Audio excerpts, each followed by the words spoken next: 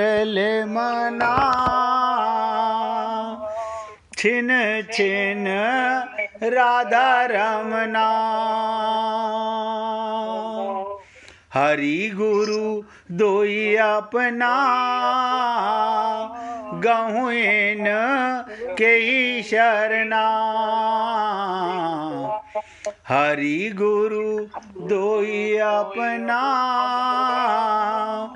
गहुन के ही शरणा। सुमिरन कर ले मना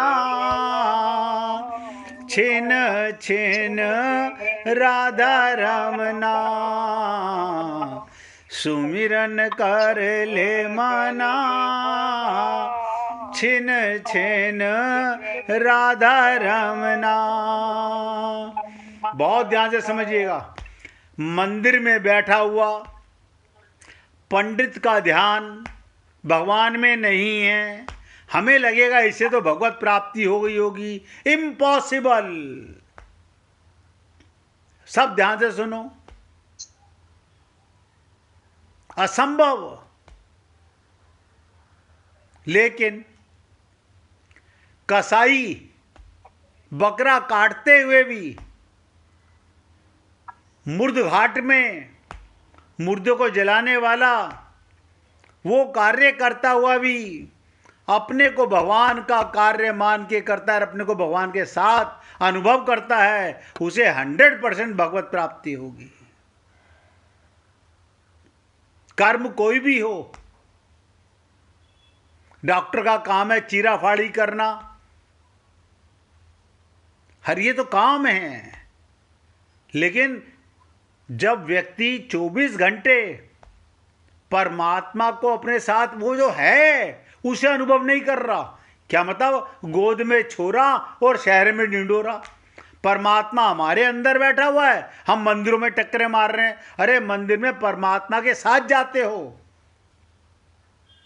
कोई मुर्दा परमात्मा के मंदिर में आज तक जाते नहीं देखा।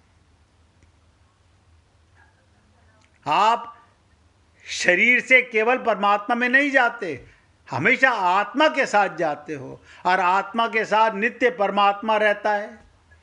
अब बताओ, नित्य साथ रहने वाला, हर सांस में रहने वाला, जागृत अवस्था में, स्वप्न अवस्था में, सुषुप्ति अवस्था में, तुर्यावस्था में सदा साथ रहने वाला, उसे हम भूले रहते हैं। कारण एक ही कारण है, हम जो हैं वो अपने को जानते नहीं और मानते नहीं। क्या जानते हैं? अपने को शरीर जानते हैं। अपने को क्या मानते हैं? स्त्री पुरुष मानते हैं, ब्राह्मण क्षत्रिय वैश्य शूद्र मानते हैं। अब भगवान किसको मिले? खाली गले में जनेऊ डाल लेने से, रुद्राक्ष की माला पहन लेने से, राम नाम की चदरिया ओढ़ लेने से, गेरुए वस्त्र धारण कर लेने से, गीता भागवत रामायण सामने रख लेने से भगवत प्राप्ति नहीं होती है। इसलिए आप सबसे निवेदन कर रहा हूं, सरल मार्ग को पकड़ो। जो साधक आरंभ से, शुरुआत से, जैसे माता पिता ने हमें सिखाया कि मंदिर में जाके बेटा बोलो त्वमेव माता च पिता त्वमेव। जब हमें मैं का ज्ञान हुआ, हमारे मन और बुद्धि का ज्ञान हुआ, बचपन से हमें रास्ता बता दिया जाता कि तेरी माता मेरी माता, तेरा संबंध मेरा संबंध परमात्मा से ही था, परमात्मा से ही है। मैं तेरे शरीर का पिता तो हूं, लेकिन आत्मा का पिता नहीं हूं। आत्मा का पिता तो मेरा भी और तेरा भी वो एक, जिसे हम बोलते हैं त्वमेव माता च पिता त्वमेव, और त्वमेव सर्वम मम देव देवा। देखो कमाल है। इसलिए आपसे निवेदन कर रहा हूं, कितना सरल मार्ग है।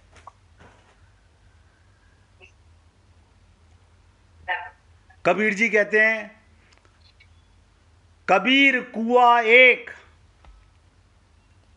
और पानी भरे अनेक। अलग अलग पात्र लेकर आ रहे हैं, कोई मटका लेके आ रहा है, कोई सुराही लेके आ रहा है, कोई बाल्टी लेके आ रहा है, लेकिन पानी एक ही कुएं से सब पी रहे हैं। हम सब एक ही परमात्मा की संतान हैं, लेकिन आप किसी नाम से पुकारिए, किसी नाम से संबंध बना लीजिए भगवान से, संबंध भगवान से ही है आपका। ये शरणागति से बातें समझ आती हैं। इसलिए जो साधक, फिर बोल रहा हूं, ये मूल चीज है आरंभ से। अब आप बताओ, हमसे जब कोई पूछता है कि आपका जन्म कब हुआ, हम तो ये मानते हैं जब से हमारे जीवन में गुरु आए तब से हमें आत्मज्ञान हुआ, तब से मेरा जन्म हुआ। हाँ, शरीर का जन्म, शरीर का जन्म, मरने वाले का जन्म बहुत पहले हुआ, लेकिन मैं का जन्म, आत्मा का जन्म गुरु की कृपा से होता है।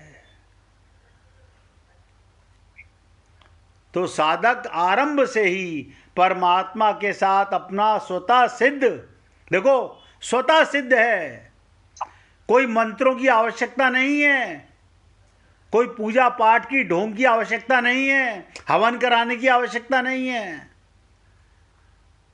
नित्य संबंध मानकर,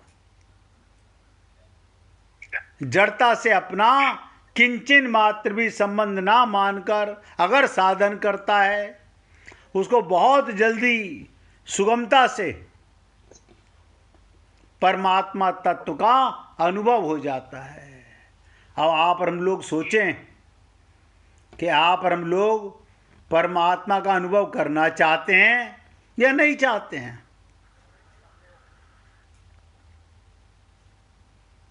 मैं तो निवेदन कर सकता हूं, करना ना करना ये हमारे अपने ऊपर है। इस प्रकार ध्यान से सुनिएगा, इस प्रकार परमात्मा तत्व की प्राप्ति, अब ध्यान से सुनिएगा, आप हम लोगों के बहुत इंपॉर्टेंट काम की चीज है। इस प्रकार परमात्मा तत्व की प्राप्ति चाहने वाले साधकों के लिए साधन की दो शैलियां, जिस शैली में अंतःकरण की प्रधानता रहती है, अर्थात जिसमें साधक जड़ता की सहायता लेकर साधन करता है, उसे करण सापेक्ष शैली कहते हैं। और जिस शैली में स्वयं आत्मा की प्रधानता रहती है, जिसमें साधक आरंभ से ही शरीर की सहायता न लेकर स्वयं आत्मा से साधना करता है, उसको करण निरपेक्ष शैली कहते हैं। यद्यपि इन दोनों ही साधन शैलियों से परमात्मा तत्व की प्राप्ति स्वयं सर्वदा संबंध विच्छेद होने पर होती है, परंतु जो व्यक्ति शुरू से अपने को आत्मा मान करके परमात्मा के साथ अपना नित्य संबंध मान के चलता है, वो भगवत प्राप्ति का अनुभव तो जल्दी कर लेता है। इसलिए आप और हम लोग इन शैलियों को भी आगे चर्चा करेंगे, 4 भागों में बांटने का प्रयत्न करेंगे। साधन की भी 2 शैलियां हैं। अब ध्यान से सुनिएगा, शरीर, मन, बुद्धि, इंद्रियां का सहारा लेगा तो बहुत समय लगेगा भगवान को पाने में।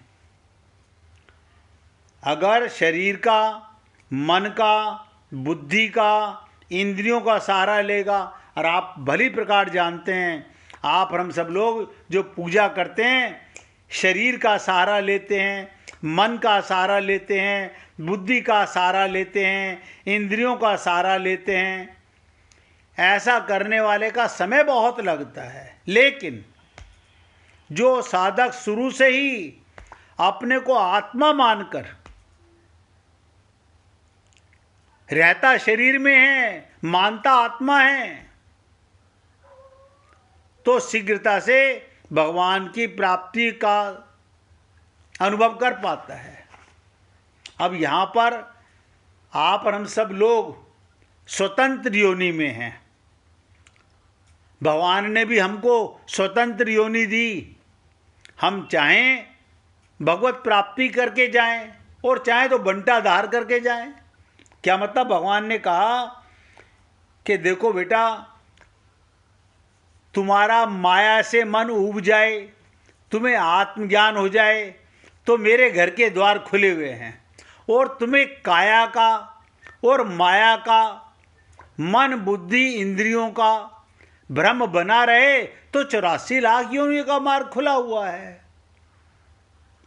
कभी तो तौबा करोगे, लेकिन ये आप और हम लोग डिसाइड करें, जब भी ये कार्य होगा इसी शरीर से, और किसी शरीर में भगवत प्राप्ति नहीं होती। इसीलिए सीताराम आचार्य जी ने कहा इस देह में। कौन से देह में? उन्होंने ये नहीं कहा स्त्री के देह में या पुरुष के देह में, मनुष्य देह में, जिसमें उद्देश्य हो और लक्ष्य की इच्छा हो तो भगवत प्राप्ति होती है। और उन्होंने एक ही बात कही, इस देह में हरि मिलत हैं, इस बात को भूलना नहीं। और आप हम लोग अब सुबह पूजा कर ली, कोई सारा दिन थोड़ी भगवान को याद रखेंगे। लोग क्या कहते हैं, अब ध्यान से सुनिएगा, परमात्मा के मंदिर में पर्दा डाल दें। क्या बात? अब कुछ घर की बात करनी थी। अच्छा, घर की बात आप जब करते हो तो मुर्दा बन के करते हो।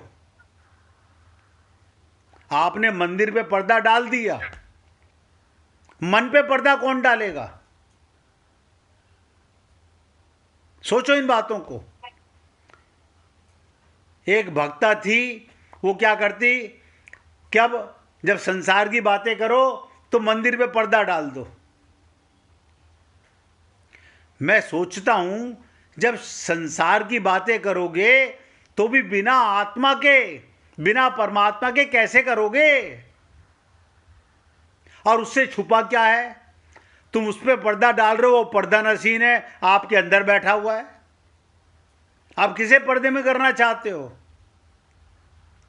पर्दा तो हमारी बुद्धि पर पड़ा हुआ है, हमारी अज्ञानता पर पड़ा हुआ है, हमारे मन बुद्धि पर पर्दा पड़ा हुआ है कि हम आत्मा होते हुए इतना सत्संग सुनने के बाद भी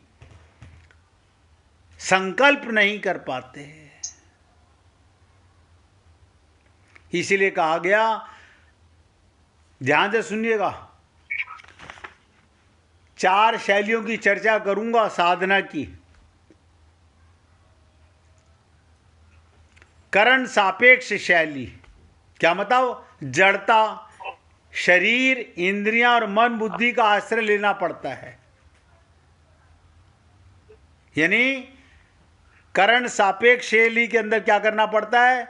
जड़ता का, शरीर का, इंद्रियों का, मन बुद्धि का, इन्हें जड़ता कहते हैं। शरीर भी जड़, इंद्रियां भी जड़, मन भी जड़ और बुद्धि भी जड़। आप कहोगे हाय राम, मेरा मन जड़ है। अरे बाबा, तुम्हारे कारण ये चेतन है। तुम निकल जाओ तो शरीर जड़ हो जाता है। अभी बोल रहा है, अभी सुन रहा है, अभी देख रहा है, अभी सूंघ रहा है। तो इसी प्रकार से इनका जो आश्रय लेना पड़ता है, पर करण निरपेक्ष शैली में जड़ता का आश्रय नहीं लेना पड़ता। जड़ता से मानवीय संबंध का विच्छेद करना पड़ता है। यानी आत्मा मान के साधना करना और शरीर मान के साधना करना। जो व्यक्ति अपने को देह मान के साधना करेगा, उसे शरीर, इंद्रियां, मन बुद्धि का आश्रय लेना होगा।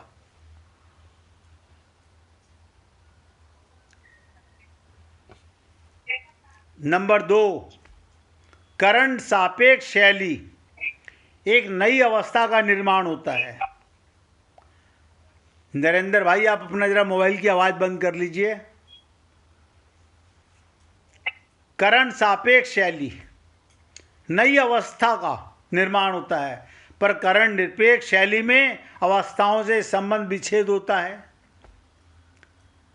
यानी अपने को शरीर मानोगे तो शरीर की हर क्रिया पर आपका ध्यान जाएगा। अपने को शरीर नहीं मानोगे, आत्मा मानोगे, तो सीधा ध्यान दीजिएगा, जो व्यक्ति अपने को शरीर मानेगा उससे कितना भी कहो रूप ध्यान करो, वो क्या ध्यान करेगा? मंदिर में बैठी हुई मूर्तियों का ध्यान करेगा, चित्र देखे हुए का ध्यान करेगा, क्योंकि अपने शरीर को मैं मानता है तो वो मूर्ति में ही भगवान को खोजेगा। मिलेगा भगवान उसे भी, लेकिन कठिनता से मिलेगा। लेकिन जो आत्मा मानता है वो भाव से, अपनी भावना से जो चाहे। मैं पढ़ रहा था, पता नहीं कौन सी जगह पर एक व्यक्ति ने भगवान का नाम मुर्गा रखा। अब वो क्या कह रहा है कि मैं मुर्गा मंदिर बनाना चाहता हूं। मुर्गन को मुर्गा बोलते हैं। अब आप सोचो, मतलब कहने का कि जिसने जिस नाम से जान लिया, जिस भाव से, जिस रूप से जान लिया, भगवान कहते हैं सारे रूप मेरे हैं, सारे नाम मेरे हैं। ये तो आप और हम लोगों ने रट रखा है। ये राम नाम भगवान ने नहीं कहा था कि मेरा नाम राम है। ये राम नाम हमारा दिया हुआ है, ये कृष्ण नाम हमारा दिया हुआ है। परमात्मा अनाम है। हमारे वाल्मीकि जी ने, आप लोगों ने खूब सुना कि उल्टा नाम जपा जब जाना, वाल्मीकि भय संत समाना। मरा कह कह करके भगवान को पा गए। अब आप पूरी डिक्शनरी में, पूरे वेद शास्त्रों में, पुराणों में झांक कर देखो, कहीं मरा शब्द नहीं लिखा होगा भगवान का नाम। लेकिन आप और हम लोग प्रेम नहीं करते, आत्मा नहीं मानते। गोपियां कभी भगवान को कृष्ण नहीं कहती। कमाल की बात है। प्रेम में, अब मेरे प्रेमी का मैं कुछ भी नाम रखूं, मैं अपने प्रेमी का जो मेरे मन में नाम आएगा वो रखूंगा। मैं तुम्हारा नाम दिया हुआ क्यों रखूं? मगर प्रेम हो तब ना। हम तो लकीर के फकीर हो गए। पाना चाहते हैं गोपी प्रेम। आप सोचो, गोपियों के चरणों में उद्धव जैसे द्वापर के परम ज्ञानी, उनसे बड़ा कोई ज्ञानी नहीं था, उन्होंने भी अपना ज्ञान उनके चरणों में अर्पित कर दिया। तब उनको प्रेम का, रोने का मार्ग मिला, मिटने का मार्ग मिला।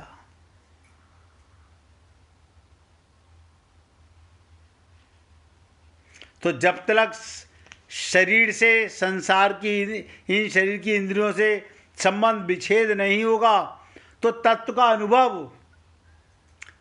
बताओ, हम आत्मा हैं और आत्मा का अनुभव नहीं कर पा रहे।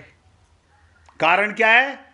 हम अपने को शरीर मानते हैं। अरे ठीक है, तुम शरीर में रहते हो। अब आप बताइए, कोई व्यक्ति इंस्पेक्टर की वो पहन ले पोशाक, तो पहन के इंस्पेक्टर हुआ ना। वो कपड़े उतारने के बाद में खेत में काम कर रहा है, वो इंस्पेक्टर कैसे है?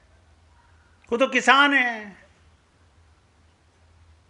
लेकिन हम लोग मूर्खता में उसे भी कहेंगे वो देखो इंस्पेक्टर साहब क्या कर रहे हैं। हमारी बुद्धि का कमाल ये है, हम लोग रिटायर्ड हो जाते हैं, लेकिन मैं चेयरमैन, मैं डायरेक्टर। अरे बाबा, जब तुम सीट पे तब चेयरमैन डायरेक्टर थे, आज तुम चेयरमैन डायरेक्टर थोड़ी हो। और जो कभी नहीं मिटता आत्मा का, उसको हम मानते नहीं, जिससे सरल भगवत प्राप्ति होती है। यानी बहुत सरल मार्ग है भगवान को पाने का। लेकिन हम कठिन मार्ग को अज्ञान को मिटाना नहीं चाहते हैं। तो इसीलिए मैंने आपसे कहा, जो व्यक्ति अपने को शरीर, इंद्रियां, मन, बुद्धि का आश्रय लेगा तो उसको जड़ता का आश्रय जब तक लेगा तब तक कठिनता पड़ेगी। साधना तो कर सकता है, उस साधना में क्या होगा, चित्त निरोध करना पड़ेगा, मन को शुद्ध करना पड़ेगा, अंतःकरण को शुद्ध करना पड़ेगा। अंतःकरण को शुद्ध किए बिना आत्मज्ञान नहीं होगा। लेकिन जो शुरू से अपने को आत्मा मान के चलेगा, रहेगा शरीर में, रहेगा परिवार में, रहेगा संसार में, शरीर का काम संसार के लिए, आत्मा का प्रेम परमात्मा के लिए, वो तुरंत भगवत प्राप्ति कर जाएगा। तो ये आप और हम लोगों को डिसाइड करना है हमें कौन से मार्ग से भगवत प्राप्ति करनी है। तो इसलिए पुण्य आत्माओं,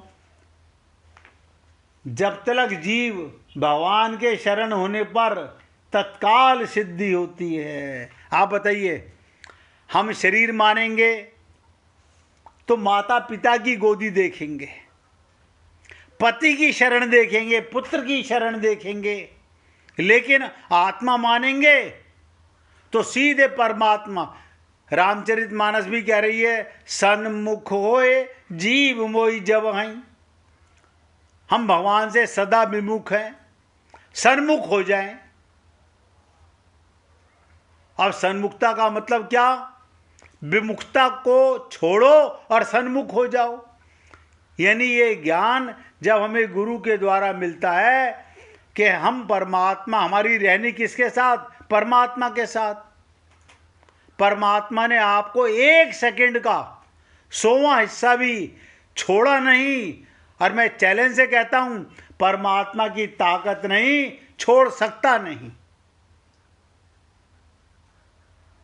लेकिन आप और हम लोग उस संबंध को भूले हुए हैं और जड़ता का संबंध मानकर, अब कोई पूछे मंदिर में कितनी आत्माएं हैं तो हम बता नहीं पाएंगे। यहां पूछा जाए स्त्रियां और पुरुष कितने हैं, तुरंत फटाफट गिन लेंगे। यहां स्त्रियां कितनी खड़ी हैं और पुरुष कितने खड़े हैं। ये सब आत्मा हैं। इतना सत्संग सुनने के बाद भी हम अपने को आत्मा नहीं मानते। आगे की चर्चा आपके साथ कल करूंगा। आज जो चर्चा आपके साथ की है, ये नित्य योग को, नित्य प्राप्त परमात्मा की प्राप्ति करने का साधन मार्ग की चर्चा चल रही है। और मैंने कहा, जैसे ही आप साधन मार्ग में प्रवीण हो जाएंगे तो बस गीता का एक एक श्लोक का आपके साथ सरलता से चर्चा करेंगे। लेकिन जब तक ये आप डिसाइड करो, आपको शरीर मानकर शरीर की सहायता, इंद्रियों की सहायता, मन बुद्धि की सहायता लेकर के साधना करनी है या आत्मज्ञान से परमात्मा का ध्यान करना है। 2 शैलियां हैं आपके सामने, 2 मार्ग हैं। अब ये आपके ऊपर है। आज मैं अपने शब्दों को यहाँ विराम दे रहा हूँ। कल राजकुमार जी भजन सुनाना चाह रहे थे, सुनाइए राजकुमार जी। मैं दूसरे कमरे में हूँ। हैं? किताब मेरी बुक ऊपर है। अच्छा, बुक ऊपर है, आप नीचे हो। कोई बात नहीं, कोई बात नहीं, कोई बात नहीं भाई। आज कीर्तन करेंगे। तुम हमारे थे प्रभु, तुम हमारे हो, तुम हमारे ही रहोगे। ओ मेरे प्रियतम, हम तुम्हारे थे प्रभु जी, हम तुम्हारे हैं, हम तुम्हारे ही रहेंगे। ओ मेरे प्रियतम, तुम हमारे थे प्रभु जी, तुम हमारे हो, तुम हमारे ही रहोगे। ओ मेरे प्रियतम, हम तुम्हारे थे प्रभु जी, हम तुम्हारे हैं, हम तुम्हारे ही रहेंगे। ओ मेरे प्रियतम, ओ मेरे प्रियतम, ओ मेरे प्रियतम। बोलिए वृंदावन बिहारी लाल की जय। जय जय श्री राधे, जय जय श्री राधे। बोलिए लाल जी का मंगल हो, सभी भक्तों का मंगल हो। सबको राधे राधे भैया, सबको राधे राधे जी, राधे राधे भाई, राधे राधे, सबको राधे राधे जी, राधे राधे जी, राधे राधे जी, राधे राधे।